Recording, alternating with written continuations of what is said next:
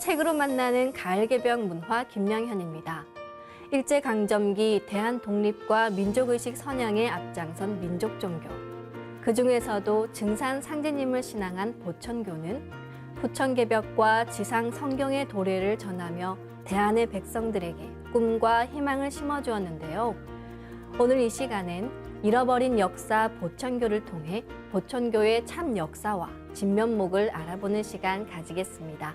책에 대해 소개해 주실 분 자리에 모셨는데요. 중원대학교 종교문화학과 김철수 교수님이십니다. 교수님 안녕하세요. 네, 안녕하세요.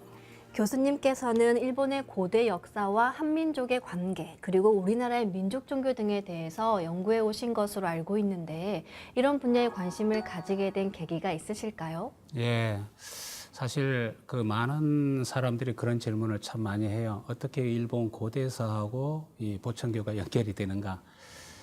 사실 저희가 첫 번째 그 관심을 가졌던 것은 일제강점기의 그 사상 통제에 대한 이제 관심을 많이 가졌었습니다. 예, 그 당시만 하더라도 일제강점기를 다룬다고 하게 되면은 뭐 정치적인 침략이라든가 어떤 경제적인 침탈, 이런 거에 관심을 가졌었는데 저는 이제 사상 통제에 관심을 가지면서 이제 일제가 어느 정도로 이제 그 정신적인 침략을 해 왔는가, 요거에 이제 관심을 참 많이 가졌었습니다. 요거를 이제 찾는데 제가 주된 관심 대상이 뭐였었냐면은 남산에 세워졌던 조선 신궁에 대한 관심이었습니다. 당시만 하더라도 조선 신궁에 대한 연구들이 거의 없었어요. 한두 편을 제외해 놓고는. 당연히 알다시피 조선 신궁에 대한 관심을 갖다 보니까 이것은 이제 일본의 신도잖아요. 그래서 이제 일본 신도를 이제 그 공부를 하게 됐고, 그러다 보니까 일본 신도는 일본의 고유한 하나의 그 종교 형태이기 때문에 이제 일본의 고대 문화하고 연결이 될 수밖에 없죠. 그래서 이제 한동안은 이제 일본 고대사, 고대 문화, 또 신도 문화, 신사 뭐 이런 거에 대해서 이제 관심을 많이 가졌죠. 그와 동시에 사실 이 그 종교라는 것, 물론 여기서는 우리가 할 말이 상당히 많습니다만은 이 종교라는 것은 이 사회 격변기에 대부분이 어떤 그 사회 시스템이 이제 붕괴된 상황에서 사실 민족적인 이 원천을 갖고 있는 이게 바로 그 종교라고 우리가 이제 생각을 할 수가 있죠. 그래서 이 종교라는 것은 그러한 그 사회 격변기, 특히 지금 제가 관심을 가졌던 일제강점기라든가 이때에는 그러한 사람들에게 어떤 그 사회 혼란을 해결할 수 있는 그 다음에 사람들이 갈 수 있는 길을 제공하는데 상당히 효과적인 대안이었다라고 이제 그 제가 봤습니다. 그래서 이제 찾는 과정에서 당시에 뭐 물론 뭐 기독교도 있었고 불교도 있었고 특히 민족 종교라고 하게 되면은 동학을 이어받은 이제 그 천도교도 있었고 자, 그 중에서 보다 보면은 아마 우리 국민들이 잘 모르는 왜 그 보천교라는 종교가 있었단 말입니다. 근데 이거는 이 사람들이 잘 몰라요. 그런데 당시에는 엄청난 그 지지자를 이제 확보를 하고 있었죠. 그리고 이 종교는 아직도 뭐 명맥은 있지만은 당시에 교주가 이제 사망을 하면서 전체적인 상황은 이제 사라져 버렸기 때문에 이거에 대한 이제 관심이 아주 크게 잃었죠. 그래서 그 다음부터는 이 보천교도 저가 이제 주요 관심 대상이 되면서 그와 더불어 가지고 아직까지도 뭐 소도 문제라든가 신도 문제라든가 그리고 이제 우리 환단고개에 있는 소시모리 이게 소시모리가 이제 또 이거하고 연결 안 되는 게 아닙니다. 이런 것들을 주로 다루고 있습니다. 예. 네, 그러시군요. 특히 일제강점기의 민족 종교는 대한의 백성들에게 민족적 자긍심과 예. 대한 독립의 꿈을 불어넣지 않았습니까? 그 당시 민족 종교에서 주장했던 주요 내용과 역할은 무엇일까요? 그렇죠. 그죠. 그 일제강점기라고 하면은 뭐 우리가 지금은 이렇게 구두상으로 말은 하지만은 그 당시를 살았던 사람들에게는 이건 도저히 생존 자체가 힘든 상황이었죠. 그렇죠. 상당히 당혹스러운 그런 그 상황을 맞이했던 겁니다. 어떻게 본다면 그 당시를 살았던 사람들의 존재 조건 자체가 생존이었고 또 그 다음에 어떤 당시는 민족이라든가 독립 이거를 누구나 이제 그 지향하고 있었던 뭐 그런 시대라고 이제 그 볼 수가 있을 것 같습니다. 왜냐하면은 그 당시 이제 우리가 1910년 8월 말에 이제 그 강점이 되면서 뭐 일제가 내세웠던 거는 어차피 처음부터 동화 정책을 내세웁니다. 동화 정책이라는 거는 뭐 좋은 의미도 그 일반적으로는 좋은 의미도 이제 가질 수도 있겠지만은 식민지에서 동화 정책이라는 것은 우리 민족의 고유한 모든 것들, 사상이든 모든 것들이 사라지는 것입니다. 예, 그만큼 그 당시에는 아주 사면초가의 상황이었고 절망적인 그런 그 상황이었죠. 그런데 이 민족 종교는 우리가 흔히 민족 종교를 이야기를 하게 되면 그 효시를 동학으로 이제 잡습니다. 동학과 이제 정선상제님이 내린 도라든가 뭐 이런 것들로 연결이 되는데 여기에서 우리가 볼 수 있는 가장 중요한 것은 역시 이제 그 개벽에 대한 알림입니다. 이제 우리가 동학의 다시개벽이라든가 후천개벽 이런 쪽에서 나타나는데 이거는 뭐 새로운 나라를 이제 그 건설한다는 그런 그 앞으로 새로운 나라가 열릴 것이라는 그런 메시지를 이제 전해주고 있었죠. 그런 그 새로운 나라의 건설이라는 것은 뭐 멀리도 아닌 지금 이 땅에서 그 다음에 이제 조선 민중들이 중심이 된 그런 사회가 열릴 것이라는 그런 희망을 이제 그 전해줬다는 것은 커다란 이제 메시지로 이제 볼 수가 있었죠. 네, 교수님 말씀처럼 일제강점기에 민족 종교가 중요한 역할을 했음에도 불구하고 활발히 연구가 이루어지지 않고 있어서 참 안타까운데요. 오늘 책의 제목처럼 보천교도 그중 하나죠. 보천교는 어떤 종교였습니까? 예, 그렇죠. 그죠. 이 보천교, 과연 우리 그 현재 한국 그 국민들 중에 보천교를 아는 사람들이 어느 정도 될까 하는 게 저는 상당히 좀 궁금합니다. 한 1%가 될까? 1%만 해도 한 뭐 400만 명이 되는데 아마 그렇게 되지도 않겠죠. 그렇게 되면 아마 0.001% 정도라든가 이렇게 되는데 그래도 뭐 최근에는 뭐 성생방송이라든가 각종 그 매스컴에서 이제 보천교를 많이 다뤄져 가지고 이름을 아는 사람들은 그래도 이제 좀 꽤 되는 것 같습니다. 뭐 그래도 저는 이제 이거를 잃어버린 역사라는 그런 타이틀을 이제 그 대놓고 있는데 지금까지도 보면은 보천교에 대한 논문들도 많지 않아요. 사실은 뭐 우리 연구의 어떤 흐름상 본다면 제가 볼 때는 한 30여 편 정도, 뭐 학위 논문은 한 2편 정도, 학회라는 경우도 보천교라는 타이틀을 내걸고는 한 2번 정도밖에는 그 이루어지지 않았습니다. 그만큼 아직도 우리 한국 사회에서는 보천교에 대한 인식이 거의 전무한 상태라고 해도 과언이 아닙니다. 그래서 제가 뭐 여기서 지금 현재 뭐 보천교는 이것이다라고 딱 뭐 말씀을 드리기는 좀 어렵죠. 왜냐하면 그거는 뭐 각자가 이제 찾아야 되는데 다만 이제 가볍게 이제 그 말씀을 드린다면은 뭐 이제 정선상제께서 1901년에서 1909년까지 천지공사를 마치고 난 직후에 정선상제께서 이제 그 세상을 뜨지 않습니까? 뜨고 난 다음에 그 제자 중 한 사람인 월곡 차경석 뭐 성도라 해도 좋고요. 차경석 선생님이 이제 열어간 교단이죠. 그러니까 일제 강점기 시작과 더불어 가지고 이루어진 하나의 그 민족 종교 교단이다. 이렇게 이제 그 볼 수가 있을 겁니다. 그런데 사실 여기서 조금 이제 오해가 되는 게 뭐냐면은 이 보천교라는 명칭입니다. 당연히 뭐 좀 아시는 분은 아시겠지만은 보천교라는 명칭은 그때부터 막 곧바로 이제 그 사용되어졌다기보다는 1922년 1월에 들어서야 등록을 하면서 보천교라는 명칭이 나타났기 때문에 그 전에는 사실 이런 보천교라는 명칭보다는 뭐 선도교라든가 태을교라든가 훔치교라든가 이러한 기록으로 지금 현재 남아 있습니다. 그리고 당시 그 보천교가 택했던 교리들은 보면은 뭐 신화라든가 일심, 해원, 상생, 뭐 후천성경 뭐 이런 것들은 아마 많이 들어봤을 것 같습니다. 그런데 저는 이렇게 이야기합니다. 보천교가 뭡니까? 이렇게 질문을 하면은 지금으로부터 100년 전에 이 민족의 절망적인 그런 상황에서 사람들에게 삶의 의미를 제공을 해주었고 독립운동을 그 추진하고 있었던 민족 종교다라고 이제 이렇게 설명을 하는 편입니다. 네, 강증산 상징님을 신앙한 신앙단체였던 보천교를 지금은 많은 사람들이 그 이름조차 모르고 있는 것이 사실인데요. 하지만 당시 이 보천교의 규모는 상당히 어마어마했다죠. 예, 그렇죠. 사실 이제 보천교를 우리가 처음에 맞닥뜨렸을 때 제일 이제 논란이 되고 반신반의하고 뭐 의심을 많이 하는 게 바로 그 숫자 문제입니다. 예, 그래서 저는 자칭, 타칭 600만이라는 말을 항상 쓰고 있습니다. 이 자칭이라는 것은 당연히 이제 그 보천교 교단의 모든 기록들에는 이제 600만이라고 이제 나오고 있고요.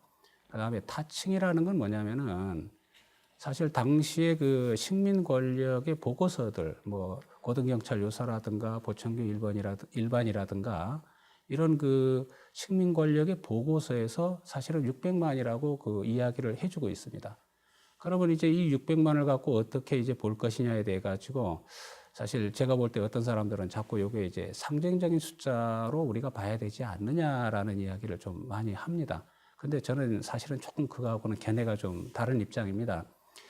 그게 뭐냐면은 그거는 제가 한 두 가지로 그 말씀을 드린다면은 우선 그 600만이라는 숫자는 일단은 어떤 그 숫자의 근거에서 나온 거죠. 이게 보천교 조직의 우리 가장 일반적인 게 60방주 조직인데 이 60방주는 뭐 뒤에서도 혹시 이야기할 기회가 있을지 모르겠습니다만은 뭐 수화금목의 사정방위가 있고요. 그 밑에 뭐 6임, 12임, 8임, 15임 이렇게 쭉 구성이 됩니다. 이게 그 보천교의 그 간부 조직이 되는데 이 인원을 우리가 계산해서 다 합하게 되면은 55만 7,700명이 나옵니다. 여기에서 이제 신도수를 계산을 하게 되면은 사실 이게 600만 명이 나오고요. 그런데 이런 그 주장을 해도 뭐 사람들은 아이고 뭐 그런 기록도 없다 이게 믿지 않는 그런 경우가 사실 있습니다. 그래서 저는 이제 몇 가지 또 제시를 하고 있는 게 이게 종교사회학적으로도 중요한 하나의 그 태제가 있는데 우리가 believing without belonging이라고 이게 소속되지 않는 믿음입니다. 소속되지 않는 믿음. 아마 그렇게 하면은 금방 아실 수도 있을 겁니다만은 자꾸 이게 소속을 갖고 그 신도수를 추정을 하려고 하는 것, 이거는 이미 종교를 근대적 개념으로 봐버렸기 때문에 이게 생기는 오해라고 저는 이제 보고 있거든요. 왜냐하면 당시만 하더라도 그 간부들은 그렇게 소속이 확인이 된다고 하더라도 일반 민중들은 그 꼭 어떤 소속이라는 개념을 생각하지 않습니다. 당시에 가장 그 민중들에게 이제 호소력이 있는 이런 거에 대한 믿음을 갖고 있었죠. 그래서 그러한 경우들을 우리가 반드시 고려를 해줘야 된다는 겁니다. 사실은 여러분 다 아실 겁니다만은 뭐 흔히 우리가 지금 보천교회 보천교 신도, 천도교 신도, 불교 신도 이런 구분 자체가 그 당시에 많지 않습니다. 이제 더 여러분들이 공부하다 보면은 이 보천교 본소가 자리했던 게 정읍 대흥리인데 대흥리는 이제 그 보천교 신도들로 이제 구성된 마을인데도 그 안에도 이 사람들을 보면은 그 나중에 기록들을 보면은 어떤 그 기독교 신자들도 거기 들어가 있다는 겁니다. 그렇기 때문에 이 소속이라는 개념을 갖고 자꾸 생각을 해버리게 되면 그 숫자에 대해서 이제 오해가 있을 수가 있습니다. 그런 것들을 조금 고려를 해 주셔야 된다고 보는 겁니다.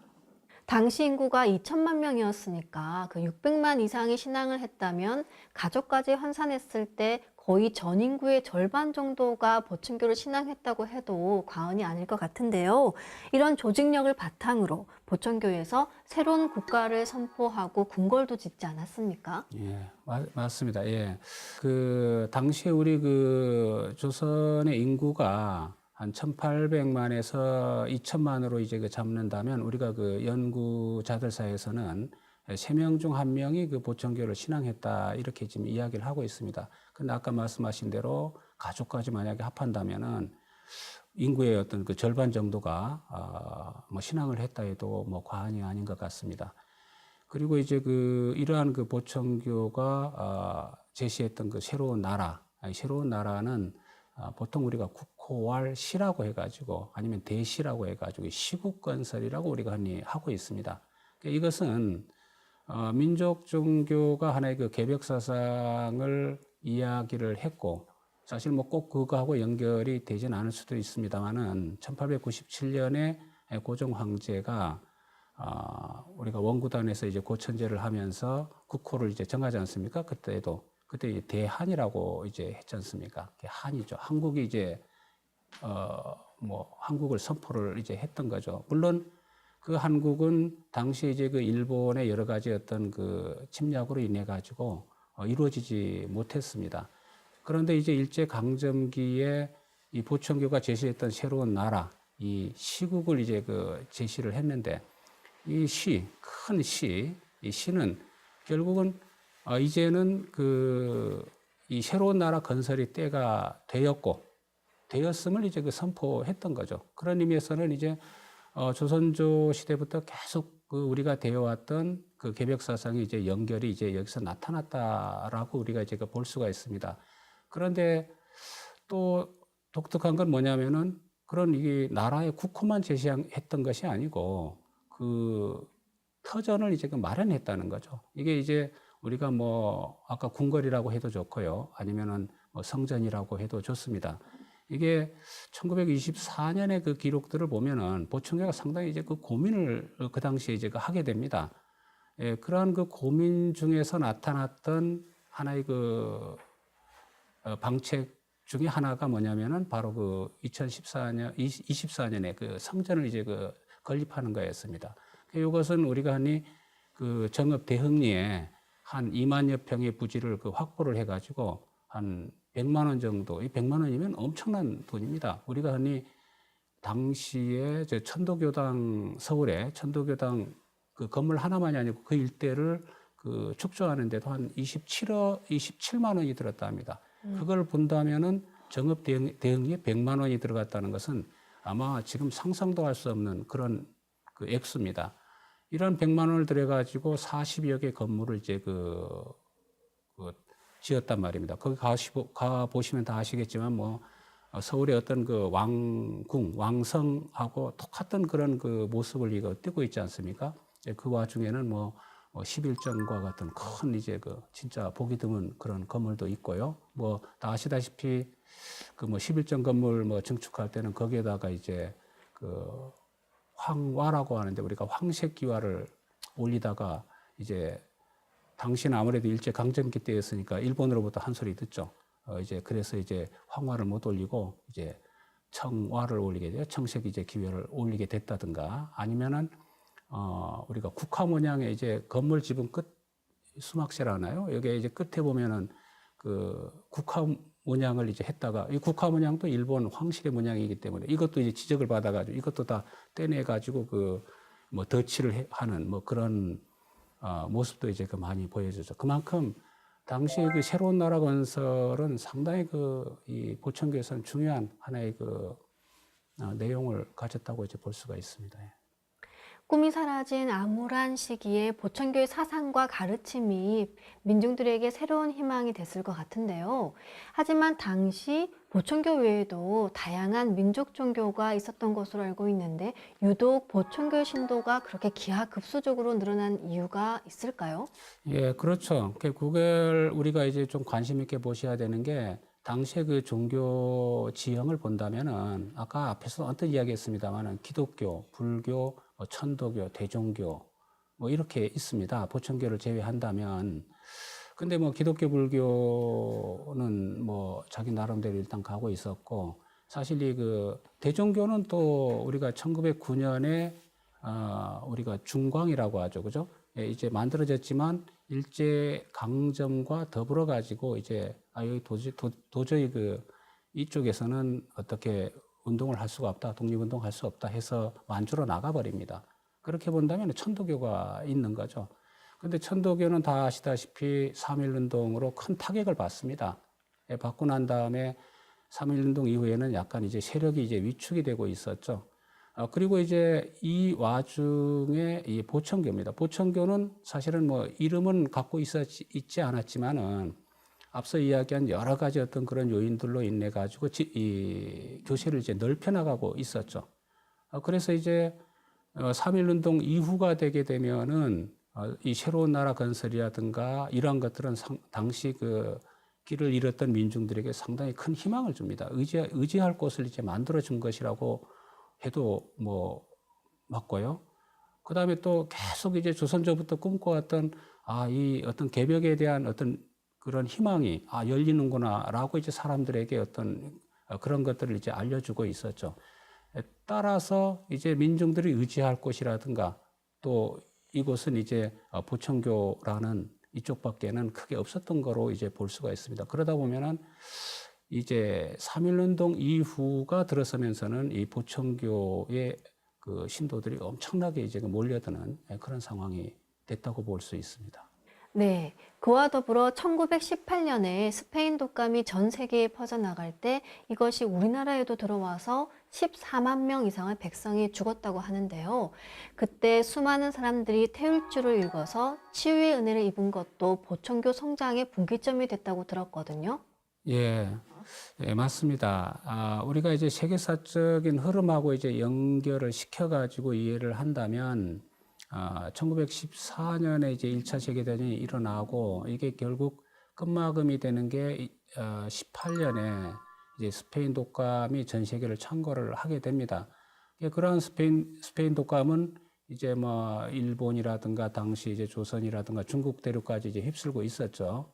여기에서 이제 앞서 이제 그 정산상제께서 그 이야기죠. 이런 일이 오면은 이제 태울주를 통해 가지고 치유를 이야기했지 않습니까? 그래서 이제 당시에 이제 조선 곳곳에서도 심지어 그 도서지방에까지도 이 태울주를 읊는 소리가 이제 울려 퍼졌다라는 그런 이야기를 합니다. 이런 것은 분명히 그 보천교의 성장에 많은 이제 도움을 주었다고 볼 수 있습니다.